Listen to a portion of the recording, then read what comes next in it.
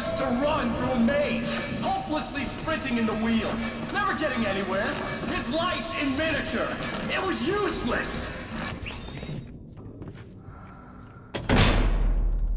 Oh, now what?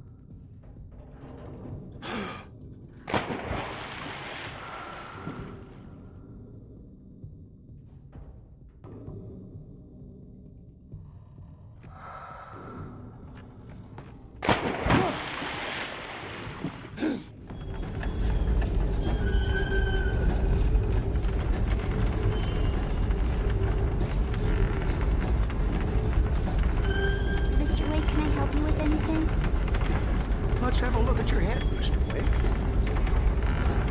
Please! God damn it, I said please! I need more light!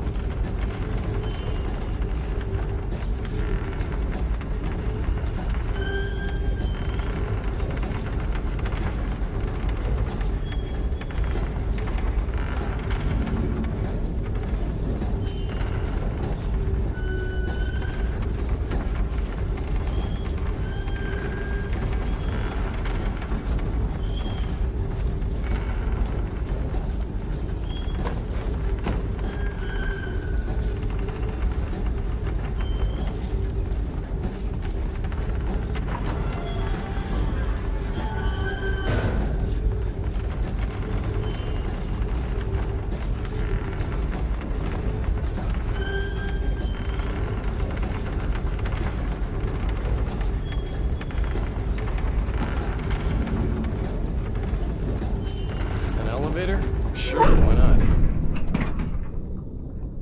Next stop, Sanity. You're doing well. Keep going. It's hard to make sense of this place.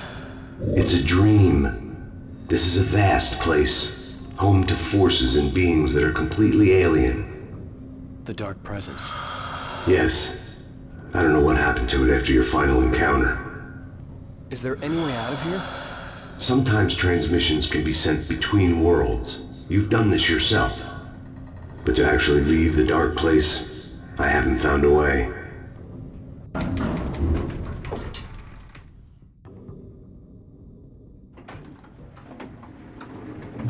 Stucky's gas station.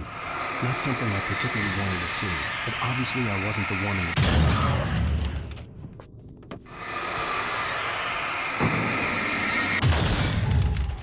Another memory made real. Wake would never make it. The insanity he was facing was already a part of it, in him, his own doing. He couldn't possibly win. He didn't even want to!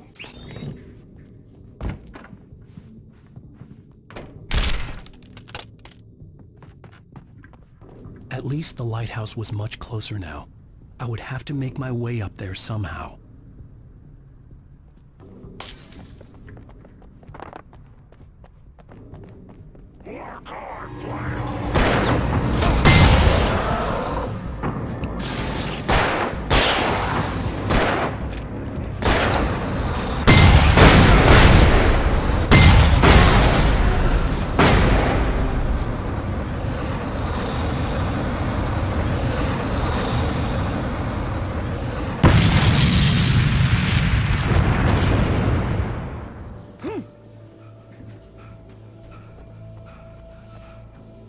There was no power to the log lift.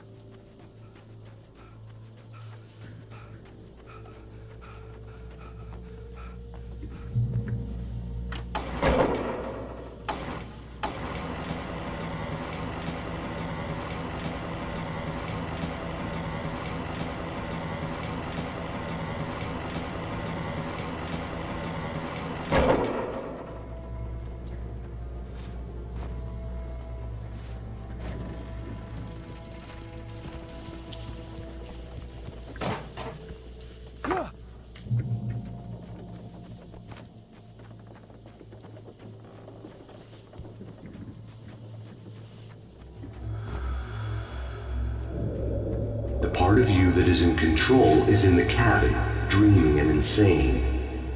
I don't think I like that. You represent the part of Alan Wake that is capable of rational thought and planning, which is why I'm talking to you. If that part can regain control, then you have a chance of making it. But a part of you wants to give in. There's comfort in the oblivion of dreams. You represent the part that isn't ready to quit and die. Wait, are you telling me I'm not real? You're as real as anything else in this place. So there are two of me? Yes. And the one you called Mr. Scratch, he's me as well? No. Zane, are you playing some kind of game with me? I am not the author of your story. How can you say that when you wrote that page about me and the clicker? It wasn't one of my pages. You directed me to it. You had Weaver guard it. Yes, she was needed. And you needed the clicker. But I'm not. What? I don't understand. Alan, you should keep going. Zane? Zane! Come on! Well, I don't think so.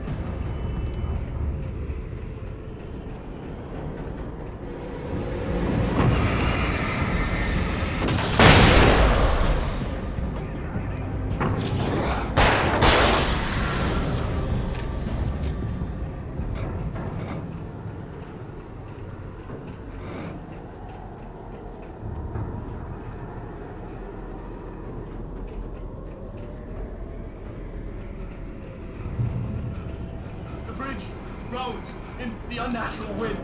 It was heralding the enemy's arrival. Blake wouldn't leave this place alive.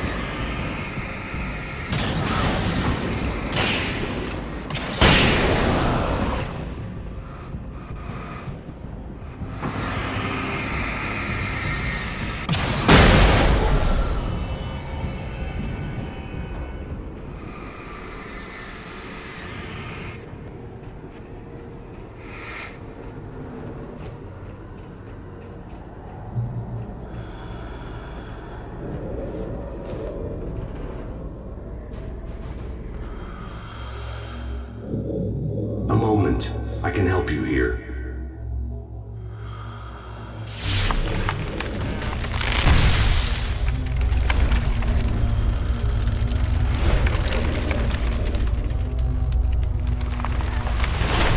How the hell are you doing that?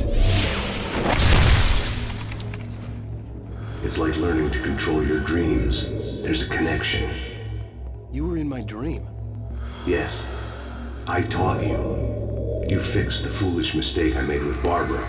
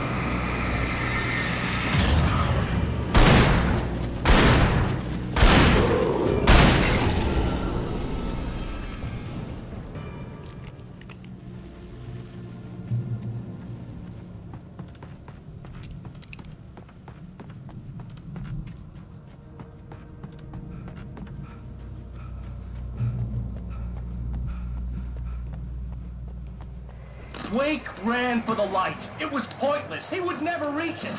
His life would be snuffed out just as easily as the very thing he thought would save him. Even with the light gone, all I could do was keep going.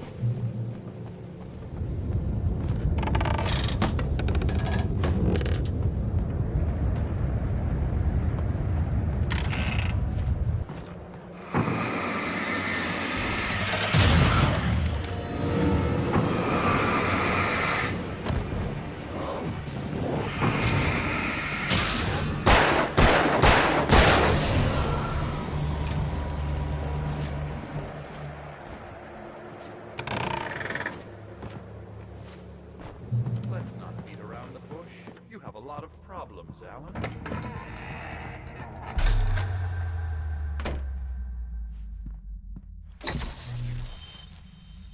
Since we're being so frank here, Alan, and let me just reiterate how happy I am that you've had this breakthrough, I would like to summarize your condition. By all means. And please, just let me know if you think I'm being unfair. All right. Well, let's start with the obvious. The car crash. Untreated head trauma. All due respect to Doc Nelson, but he's hardly a neurosurgeon. I think that the injury has affected you more than you realize. Yeah, I have had bad headaches. Then there's your history of substance abuse, which, combined with your chronic insomnia, has resulted in hallucinations and extremely poor impulse control. That's a dangerous combination, one which your wife has unfortunately had to suffer from far more than you. I know.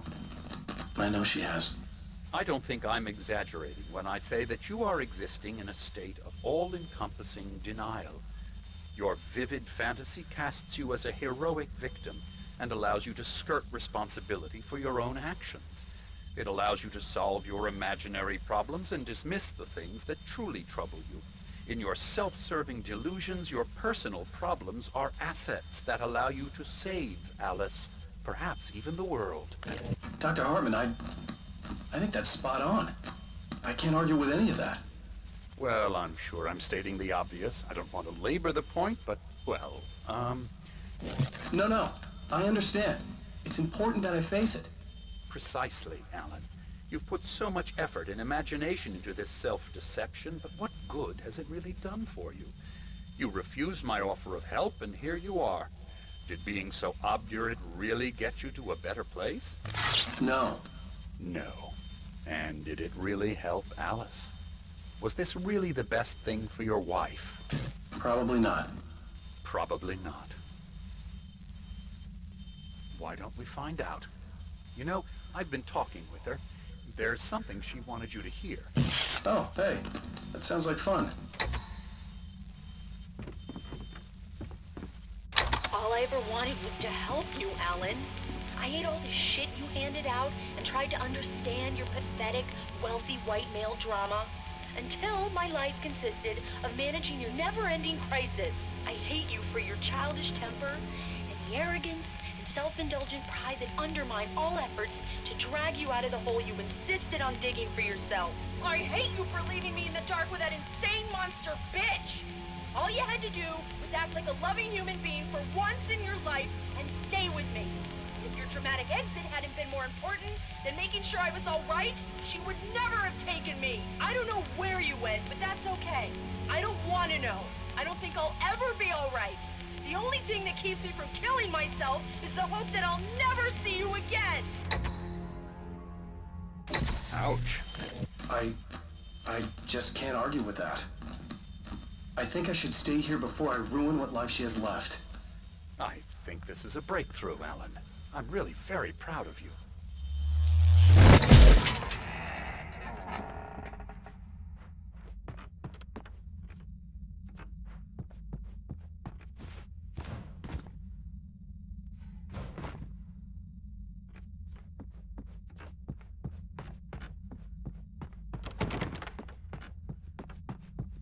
It was nonsense. I knew I had saved her. I'd succeeded in that, and that was all that mattered. What I heard in there wasn't the truth. It was just another toxic mirage. It cut deep, but that made me all the more determined to force myself to snap out of it. I didn't want to be that guy anymore. I had to make myself see the light.